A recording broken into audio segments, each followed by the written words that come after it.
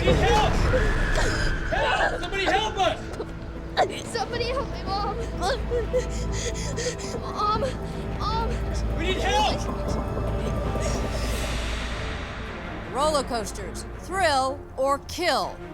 Jane Nix, 29, a janitor and single mother, dies when her head somehow smashes into one of the ride's beams. The dead woman's 14-year-old daughter, Mary, was sitting next to her but was unharmed. CEO Michael Odell of Paganon Corporation, which owns the theme park, shut the ride down to ensure that no one else would be hurt. The girl's guardian had been negotiating a settlement with the park, but this bombshell. Controversial attorney Ron Trott and his firm TNT&G have taken over the wrongful death suit. The case promises to be contentious. Lloyd Barrett of the corporate law firm Saunders & Lee defends the amusement park. Trott and Barrett have squared off many times, and it's no secret that they detest one another. She took her daughter out for a good time and went home in a body bag, Lloyd.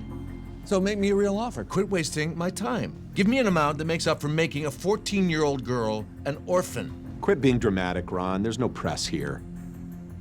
An orphan. Give me a break. Is that funny to you? We're so sorry about what happened to your mom. All we want to do is help. We're hoping that the theme park will give you enough to take care of you. Thank you. I just don't understand. Why aren't they going to jail for killing my mom? This isn't that kind of a case. This is a civil case. In a civil case, money is how we make things right. Or at least as right as we can. That's what we're going to do as your lawyers. Try to make things right. But I thought Miss Wallace was my lawyer. She is. A judge appointed her to be your legal guardian. It's her job to look out for you. Sort of like a parent. But you can't do my case. I'm sorry. Honey, I tried, I really did, but I'm a family lawyer. Mr. Graves and his firm are trial lawyers. But you said I wouldn't have to be in a trial. I really don't like talking about what happened to my mom. Do I have to go to court and talk about it? We hope to settle the case. But if the park isn't fair, we may have to. Mary, your mother worked hard to give you everything that you needed. A home, food, education. But she is not here. Still want you to have those things. Plus, a good future. College, a career, your own family one day. How do you know all this? You didn't know her, did you? No. I never met your mother. But I have a little girl of my own. And a son, too. You see, all mothers and fathers are the same. They just want their kids taken care of. And your mother would want someone to make sure you'll be okay. And that's what we're here for. You've got no case. The girl was sitting next to her mom when she was killed. She was covered with her mother's blood. She assumed the risk of injury the second she got on that ride. Guys, let's talk through this. Let's talk how much a life is worth. Let's start with the love and support Jane would have offered Mary had she lived. Jane was holding down 2 part-time jobs while attending community college, which would have allowed her to buy a home, where this mom would have watched her daughter grow up, celebrated her daughter's marriage, and played with her grandchildren. All of life's major events. That's very touching, Ron. But did you know that she ran out on her family when Mary was just a baby? No, she had a drug problem. She went to rehab, took care of it. Yeah, after Mary spent 6 months living with Grandma. She had her life together since then. Jane was a good mom. Yeah, jury might not agree. Jury might think she was the kind of gal who would have dropped out of school, gone back to booze and drugs, met some guy, dumped the kid in a year or 2, and jumped to Mexico. Now, what's a life like that worth? Not much. You know when they say businessmen are sons of bitches? But you corporate law firm guys take the cake. Fact is, Jane Nix is worth more dead than alive, economically and to her daughter. The offer is $500,000. It's twice what I offered the girl's guardian. I'm being generous. Your settlement offer is officially rejected, Lloyd. Good. For a second there, I was afraid you'd take it. I'll see you in court. Mr. Odell, just one question, please. I have one question for you. You're CEO of Paganon Corporation. What do you say to the little girl who lost her mother? Yes, sir. Well, so often in business, we're afraid to say we're sorry. I'm not. The all-American face of corporate America. He's you without a law degree. You know, I think it's interesting that Mr. Trott refers to his client as a victim. Victim? Jane Nix not only abandoned her child, she abused drugs and committed crimes, including theft. It was a juvenile shoplifting conviction that was expunged, inadmissible at trial. This confirms their strategy. Blame Jane. They're hoping if they dirty her up enough, they won't have to pay as much at trial. We expected this from Ron Trott and TNT&G. They care more about winning cases than keeping good companies in business and employing good people. Listen to Lloyd and they say I spin. Corporation's the victim? That's not gonna sell with a jury. I'm not hearing a good story from them yet. There's no way they can win with what they're putting out now. You know, we're not going to put up with Mr. Trott's antics, because the fact is, Jane Nick's death was the result of a suicide. Thank you. What did he just say? That Jane killed herself on the roller coaster. They're saying they don't owe Mary a thing? That's their story? That they're not liable because she staged her own death? That son of a bitch. Lloyd wanted a war. He's got one. 100% innocent. I'm the innocent bystander. Somehow I got stuck between a rock and a hard place. And the lawyers got some money. Like I always say, if you got the right lawyer with you, we've got the greatest legal system in the world. I'm sorry you had to hear that stuff about your mom, Mary. My mom wouldn't kill herself. If she didn't, I was sitting right next to her. We know, Mary. We're sorry. My mom said we were best friends. Why didn't she just tell me that she'd been convicted of a crime or that she used drugs, that she dumped me off at Grandma's? Maybe she just didn't want you to think she was a bad person, Mary. She should have still told me. I wouldn't have cared. Parents don't think kids should know everything. Your mother made a mistake when she was young. People do that. I haven't told my kids everything I've done. Well, you should. It sucks to have to hear from other people. She doesn't want to go through with this, does she? Do you blame her? She's afraid of what else might come out about her mother. Okay, what's our story, Ron? Our story is the theme park is to blame for Jane's death. We don't know why they're to blame. We don't know how the accident even happened. All we know is Jane died as a result of her head somehow hitting the roller coaster beam. At least we know their story. Jane committed suicide. It's kind of a bizarre way to commit suicide. Luther, do we know if Jane was suicidal? We're still looking, but at this point, nothing suggests she was. Do they know something we don't? We need to find out. Remember, this is a civil case, which means the burden is on us to prove the park is to blame for this. If we don't, we lose this case and get nothing. You're probably going to say she staged the accident for money, but it went too far. She intended to hit the beam? How are they going to prove that? The accident report says that Jane's seatbelt was unbuckled when park security showed up, so that they're either going to say she never buckled it or unbuckled it during the ride. Plenty of other people could have unbuckled the belt after the accident. Paramedics who showed up on the scene, the ride operator. Maybe the ride operator failed to make sure it was on properly to start with. If so, this is employee negligence. Alden, track down who was operating the ride that day. And we're going to need a reenactment. Show the jury what happened. The bloodier, the better. Luther, the firm's resident family man, you prep Mary for trial and deposition. Tom, look into Paganon, see if there were prior lawsuits filed against the park. Get a hold of the company minutes, public filings, employee handbooks, annual reports. I want to know how these guys operate. And I'll deal with trial. Wait. You're going to try this case? You don't try cases, Ron. Civil cases are about going after a corporate monster on behalf of the little guy. People want a bare-knuckle brawler who isn't afraid to get down and dirty. Believe me, I may not have great appeal in criminal cases, but civil juries love me.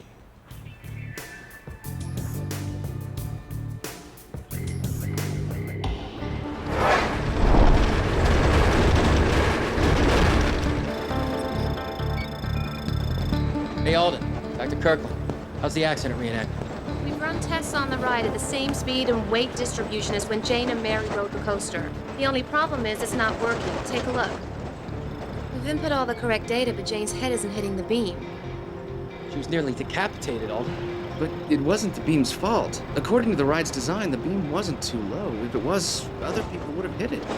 In other words, we can't argue to the jury that the ride's design was to blame for Jane's death. What about the force of the ride? Can we argue it caused her to lift out of her seat and hit the beam? Negative acceleration was created, but not enough to propel the woman out of her seat. So her seatbelt malfunctioned. We tested the belt. It didn't malfunction. Well, it must have. Things fail. We crash tested it 100 times, Tom. It didn't fail. Not once. Okay. Can the park argue that Jane never buckled her belt? That it was part of her plan to stage the accident? I don't think so. This was Jane's seatbelt. The ride operator was supposed to make sure she buckled it. If she hadn't, a light would have gone off on the control panel over there.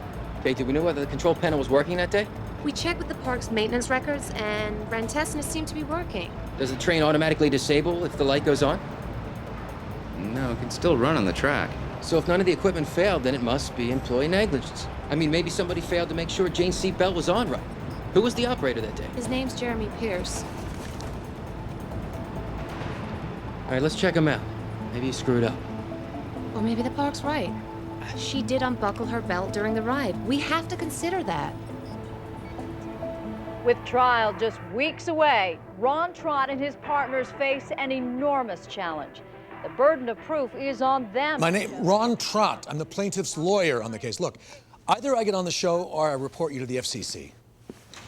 I can't get on Susan Hirazuna's show. These financial networks never want to talk to plaintiffs' lawyers. But the minute Lloyd wants to get something on the show, he does. Why don't you spin on another show? Or do you want to get on Susan Hirazuna's show because Lloyd has? I know Lloyd's been getting under your skin. Always has. You only took this case because you knew he was on the other side. That, and we can make a lot of money off of it. Beating Lloyd is just a bonus. A big bonus. But somehow he always ends up looking like the winner. That's what drives me crazy. Even when I beat him, the guy still thinks he's better than me because I'm just a criminal lawyer. No matter how many civil cases I win, no matter how many million-dollar verdicts I get, I'm the guy who gets guilty people off. But when guys like him get in trouble for driving drunk or whatever, I'm the guy they call. Why? Because I'm not afraid to get my hands dirty for my client. But everyone keeps treating Lloyd like he's some kind of royalty. He's the kind of lawyer who gets on the county museum board, who gets the judgeships. You want to be a judge, Ron? Hell no. But I'd like to be asked. Was it fair to say you were a poor student even before your mom died? Objection, relevance. Goes to damages. You're claiming her grades have fallen since the accident, but your objection's noted. You can take it up with the judge at trial. So, were you a poor student? You're gonna need to speak up for the court reporter. I used to get C's, now I get D's. You also argued with your mom, didn't you? We talked to your friends, Mary. What? Hold on. You talk to my friends? They said you often got upset with your mom, like when she brought men home. Is that true? My God, how can you ask that? How? Mr. Trott, would you please explain to this woman how civil trials work? You're doing surveillance on 14-year-olds now, Lloyd? Let the record reflect that Paganon Chief Executive Officer Michael Odell just joined us. Mary, let me just say how sorry I am. Turn off the tape before I break the camera. We're off the record. Keep the tape rolling. I'm not going to let you create some public apology to be played on tonight's news. Are we clear? What, are you going to offer her a lifetime pass to your theme parks? Oh, what, Ron? You think you're the only one who can spin? Turn that camera off now and give me that tape, or we can talk to the court about it. Now give me the tape, or I'll spin to the press why your first wife left you, Lloyd.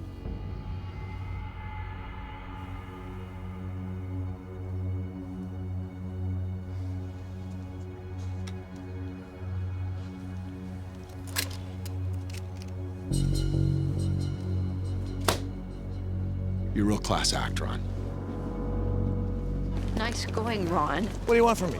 Depositions sometimes get ugly. I wouldn't be surprised if Lloyd goes after her even worse. He wants her to crack. That's how he wins his cases, by destroying the plaintiff, and this one's only 14. You never told me you had some personal issue with him. Personal issues have nothing to do with it. It's a civil case. There's money at stake. That's why it's so rough. Which is why you should have settled the case. That's why I came to you. I wanted to spare Mary the pain of trial. Her psychiatrist said forcing her to relive the experience could devastate her. We were all trying to look out for Mary's best I should have interest. settled the case when I had the chance. For what they offered you? $250,000? What happens when that money runs out and Mary's on the street? A $10 million verdict lets her buy a house and employ court-appointed caregivers who would actually look after her. What they offered buys her long-term foster care. You know what foster care is. A $10 million reward would also mean a huge payday for you, right? You get a third of whatever Mary gets. You're damn right. Run Mary's depot by the mock jury. I want to know how the jury's going to react to Mary's testimony. Where is Mary? Can we talk to her? I'm having her driven back to school. She's had enough of this case for one day. Can they really go after her even worse? Yes, they can.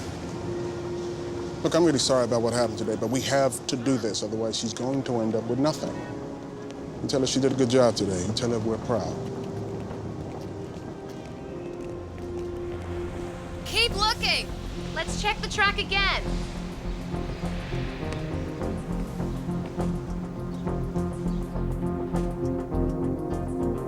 Bingo.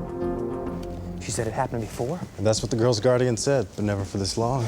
So we don't tell Ron unless we have to. He's under a lot of pressure. He spent the whole day memorizing coaster design plans. Mr. Trott gets pretty tense when he tries cases, huh? Yeah, he does. The only guy who can beat Ron is Ron. Sometimes he takes it too far. Tom, listen to Alden. It's great. See that camera? It takes pictures of people as they go down the roller coaster, and then the park sells them to customers as they get off the ride. It's the only part of the ride they upgraded in the past 10 years. Why not? They make money off it. The camera was pointing at the beam that Jane collided with, and I found these buried in the documents the theme park turned over to us. Photos taken by the camera? Yeah, they date back 5 years, so I ran them through the computer to look at them sequentially like a flip book. And look what I found.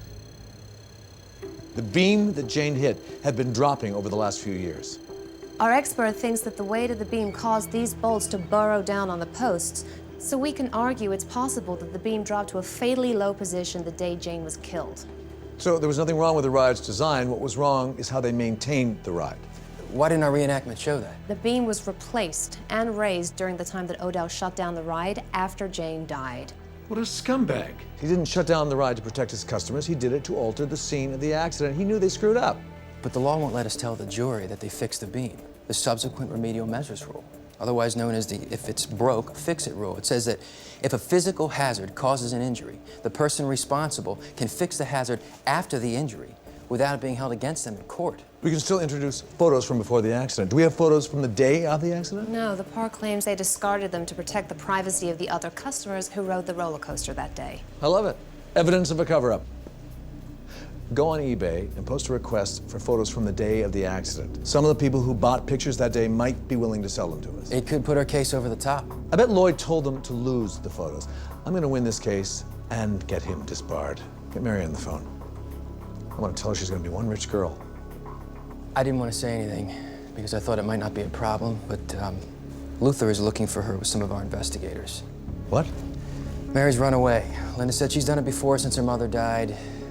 Just never this long.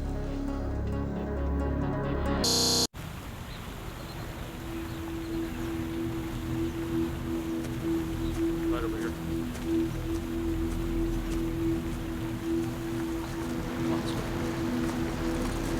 How'd you guys find me so fast? You like the FBI or something? Well, we have pretty sharp private investigators. And it's not that hard to find a 14-year-old. The lawyers from the other side came by my school. They asked my friends if I did drugs or had sex. Some of the boys who heard about it wanted to know if I'd do it with them. I couldn't go back. So you ran away. Mary, don't act tough, be tough. They want you to break. If you do, they win. Let's go. Ron, she's never going to stand up in court. We have to settle. Lloyd's an ass, but he never went after a 14-year-old before. Call Susan here soon. Tell her I've got a bombshell. If she doesn't want it, I'm going to the Wall Street Journal. I'm going to force her to put me on. This is going to cost the corporation billions. They'll have to settle. Ron Trott, founder of TNT&G, is 1 week away from trial in his lawsuit against Roller Planet Amusement Park. Paganon, we're not suing a happy theme park. We're suing a giant corporation that owns and operates it for profit. You feel you can prove your case? We can prove the park is not only to blame, but that they tried to cover it up by altering the defective beam after the accident. And I can't believe we've got the only victim. I think there's a good chance Paganon could be facing a class action suit by year end. Wait, a class action suit against Paganon, the parent company? They own other parks. That's why Michael Odell, Paganon's CEO, has dodged our request to ask him questions under oath in a deposition. He'd rather do press conferences than face his victims. And they say lawyers spin. Not like corporations. They're the worst. Why is Ron on a business show? Why not a network with more viewers? Most jurors don't watch this. We're not trying to influence the jury. When you're suing a corporation, you try to influence its board through its stock price. Institutional investors and money managers control most of Paganon's stock. They watch this show. They'll see Ron on TV and might begin to believe that Paganon is in real legal trouble. So they'll call to start selling off their Paganon shares. It will only take about a minute for the price to drop. If the stock price drops low enough, it could pressure Paganon's board to settle this case with a check big enough to save Mary the pain of trial.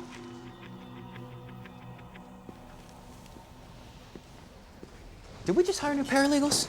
I thought Ron said we couldn't to keep costs down. Apparently not. Ron's trying the case and he wants them. He's just hired 10 new ones to staff up this case.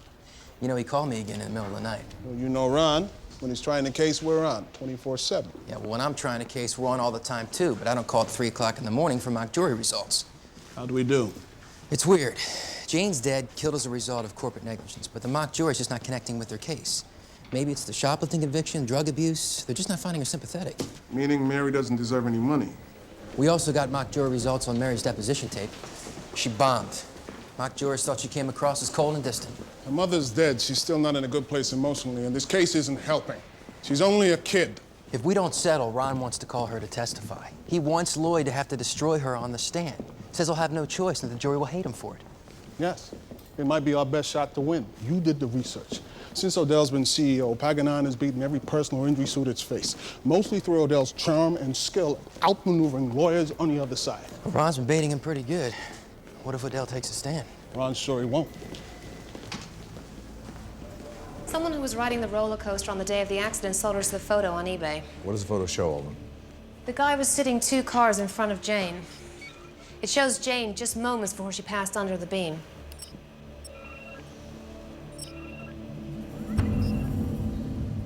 Her seatbelt is unbuckled. This is bad. It fits the other side's story that she killed herself. They'll say she unbuckled it during the ride. We can still argue the ride operator didn't check her belt and it came undone. We also have the falling beam. We can argue that it can attribute it to her death as well. That photo helps the other side. They could argue that she undid the belt to get money from the park, and under civil discovery rules, we now have to turn the photo over to them. Great. We actually paid for evidence that could hurt our case.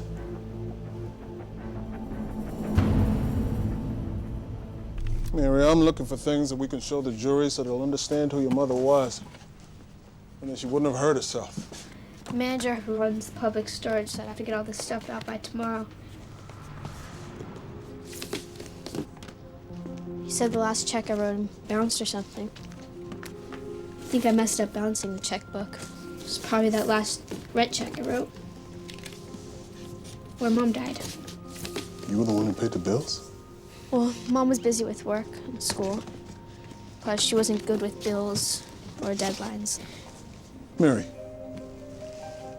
did your mother seem like she wanted to kill herself?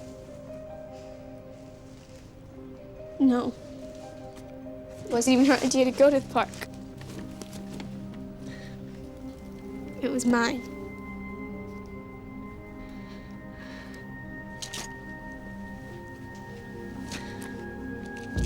Please don't go through my mom's stuff. Was your mother seeing a doctor, Mary? We didn't have a doctor. We went to the free clinic. That's where those came from. Saunders and Lee is suing you and Mary and me for $100 million? They said you spread lies about Paganon on television to deflate its stock and exert pressure in the case. They're trying to scare you. Well, it worked. I'm scared for Mary. What you said on the show isn't covered by the litigation privilege. I asked another attorney. The privilege shields lawyers from being sued for things they say in court, not on TV. I'm familiar with the litigation privilege. Litigation is what I do. I never violate the privilege, ever. You have to trust us. Ron always has reasons for doing what he does. We're gonna win this. Not if he's still in charge. Have you got $100 million? Then you've got nothing to worry about. We've got a problem. Jane was diagnosed with ovarian cancer 6 months before the accident. Doctor said she didn't want to live anymore. He told her she had a responsibility to marry and prescribed antidepressants and painkillers, said her mental state had improved. What if it didn't? Is it possible she did commit suicide? How bad was her cancer? She had a few months to live. She'd been putting off going to the doctor. Then Mary was the one who finally made the appointment for her. Lloyd knew Jane was sick. It explains why lowballed us on the settlement offer. He's gonna use this to prove that Jane staged the accident so her estate could sue as a way of providing for Mary after her death. Damn. Legally, the value of Jane's life just went down to 0.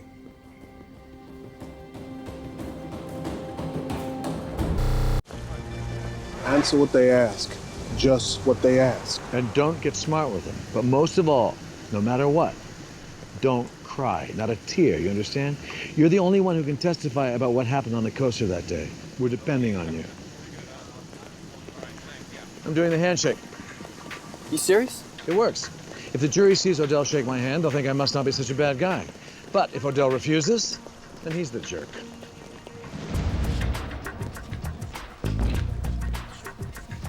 Pleasure to see you again.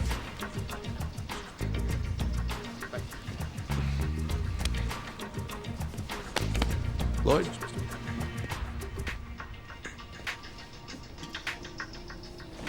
How are you, sweetie? I'm good. You all right? Yeah. Good.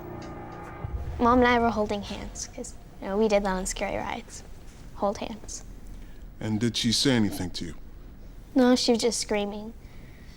And, when you're on a roller coaster. She was laughing, too. She snorted when she laughed. I do, too. We were having fun.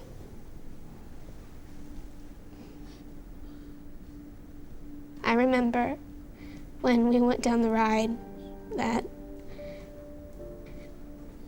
she squeezed my hand tighter.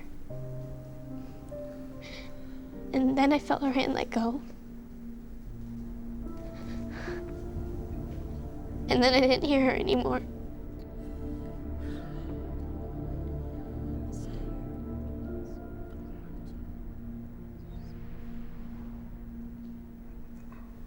Mary, you testified that while you were on the roller coaster, your mom was holding tight to your hand.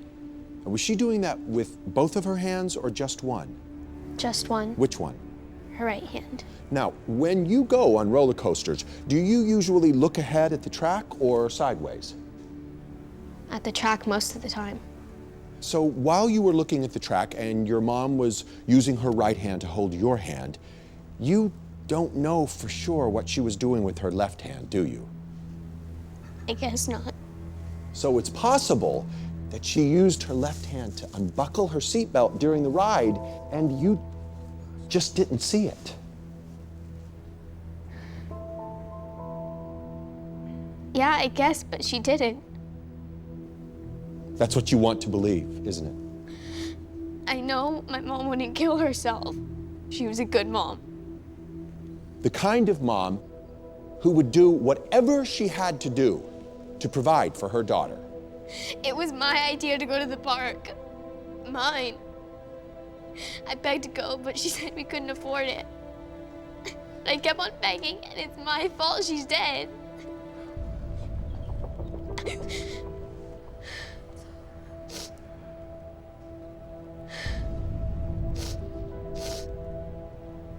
Mary, did your lawyers go over with you how you should act on the stand? Did they say you should cry? No.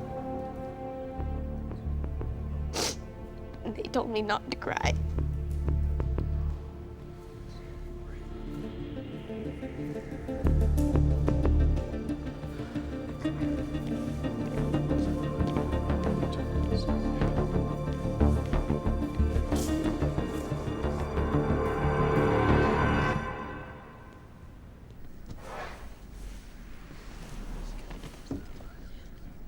Get ready to see the ride operator go down in flames. Remember, Ron, just don't push it. All right? Just make your point and get off. We're winning. If the hammer works, don't bring out the shotgun. Relax. I've done this a few times. Lloyd is squirming. Now it's time to make him crawl. Jeremy, were you the ride operator responsible for checking people's seatbelts on the day Jane Nix died? Yes, I was. And that meant making sure everyone was properly buckled? Yes. I assume that before that day, you might have failed to do that on occasion. Check to see people's belts were on right. No, sir. Never? Not once? No, sir. I was careful to follow our roller coaster safety procedures at all times. That meant checking everyone's seatbelt. We talked to your former coworkers. They said your safety training consisted of a 20-minute video you were supposed to watch on your first day of work. The person you were supposed to watch it with said you were talking on your cell phone the whole time. He also said that while on the job, you were more interested in girls than checking people's belts. Not only that, but that you often showed up to work drunk or high on drugs. Sir, I've never had a bad write-up the whole time I've worked at Roller Planet. Not one. Shocking, but not surprising. How often did you have a supervisor in the boarding station with you? How often? Let me help you. 5 minutes of every shift, isn't that right? So who would know if you were screwing around on the job? Sir, I know I checked that woman's seatbelt that day. Really? You know how many people boarded the ride during your shift that day? Thousands. Do you remember whether you checked their seatbelts too? It was what I did as a matter of course, sir. Sit down, Ron. As a matter of course. Now, who's coaching witnesses? I have the person who sat in front of Ms. Nix the day you killed her. Objection, Your Honor. You didn't check his seatbelt either. Mr. Trott. Now, you want to change your story? I said objection.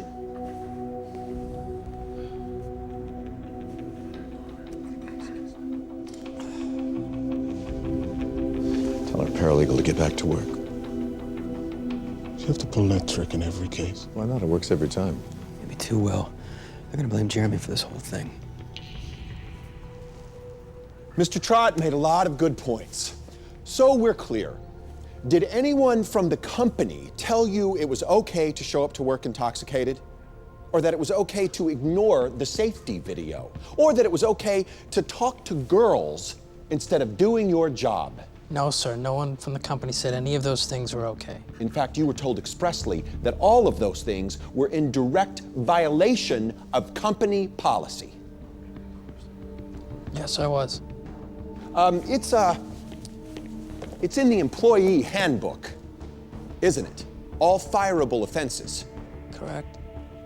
So, if you did any of those things, you did so on your own, unbeknownst to theme park management. That's right. In violation of the trust that the company and millions of families that visited that park put in you. Is that right, sir? Yeah.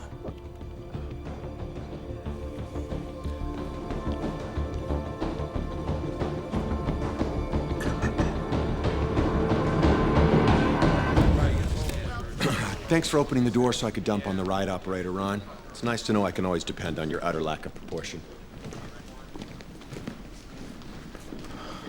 I went too far. You gave Lloyd an inch and he took a mile. And the jury now blames Jeremy and not the park for what happened. And as long as you keep trying this case, he's got the advantage. There's a reason you created this firm, Ron. We're a team. Why don't you use us?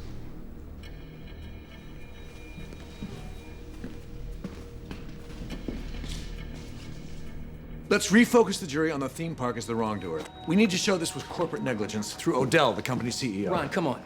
You don't want to cross this guy. He teaches other CEOs how to spin. Are you sure you want to give this guy a shot on selling himself to the jury? He's a self-made businessman. Juries love that. He hasn't lost a case in which he's testified. He's smart and very smooth. We have smart and smooth, too. Tom. He'll do the cross. Use this handbook. Check out the introduction. Odell wrote it.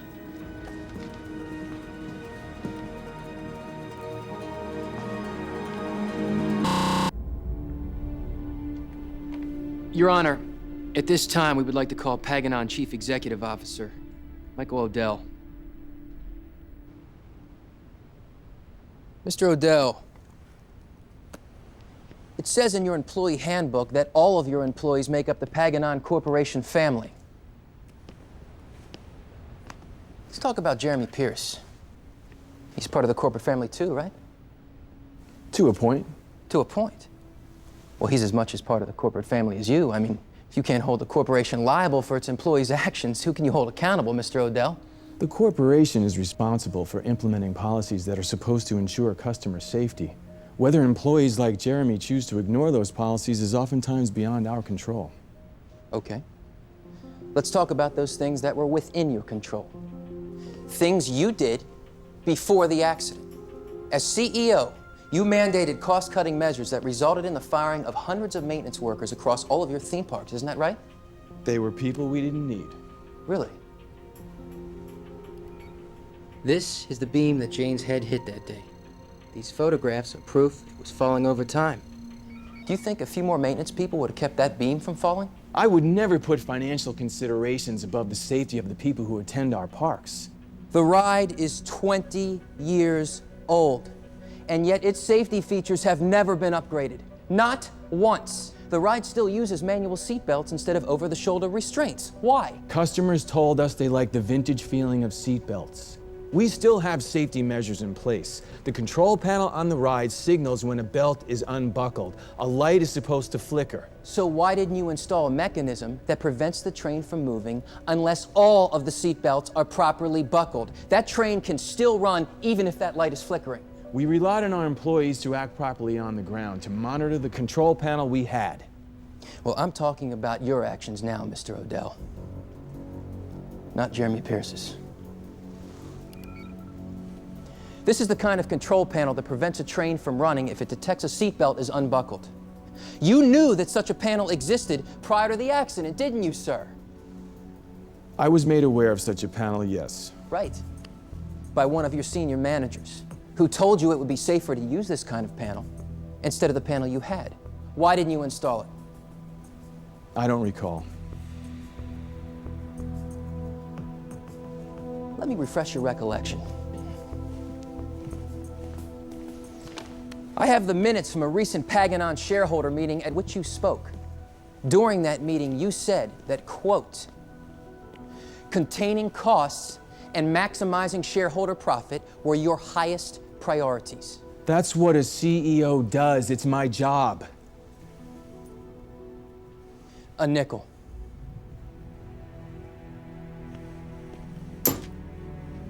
If you would have taken 5 cents worth of profit from every ticket sold between the hours of 9 a.m. and 2 p.m. on the day Jane Nix was killed, you could have paid for the installation of that control panel on the ride. A nickel!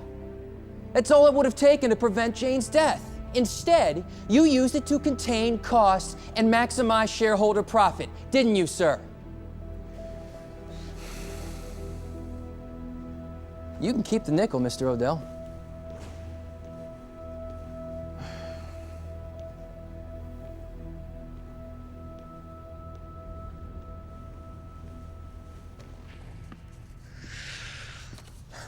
What is taking the jury so long? It was a complicated case. Yeah, we made it too complicated. If you two are just going to fret, please leave. You're killing the buzz I'm feeling from winning the case. What, are you planning for the victory party before we even get the verdict? How else are we going to make sure the jurors get their invites before leaving court? We're going to win this, Tom. I saw it in the jurors' eyes.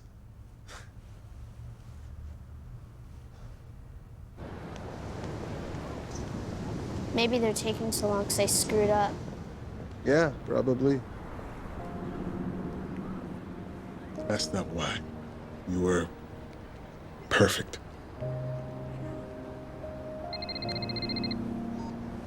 Yeah. Okay. Jury's back.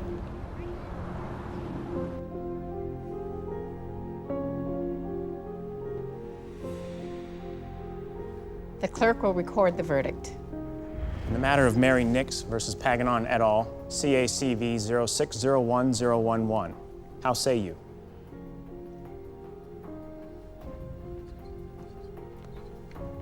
We, the jury, find for the plaintiff, Mary Nix,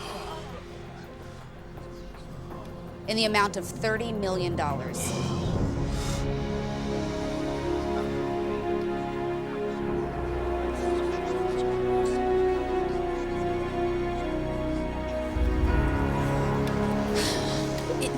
They believed us?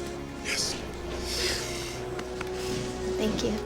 Luther, I need Mary. If we hurry, we can make the 4 o'clock news. Ron, let me take her out the back, please. Okay. Thank you. This was fun, Lloyd. We'll have to do it again. This is a bittersweet day for Mary Nix. No amount of money can bring her mother back.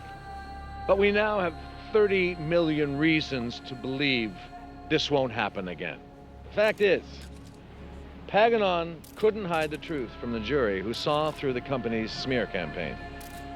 A campaign that tried to reduce the life of Jane Nix to 0.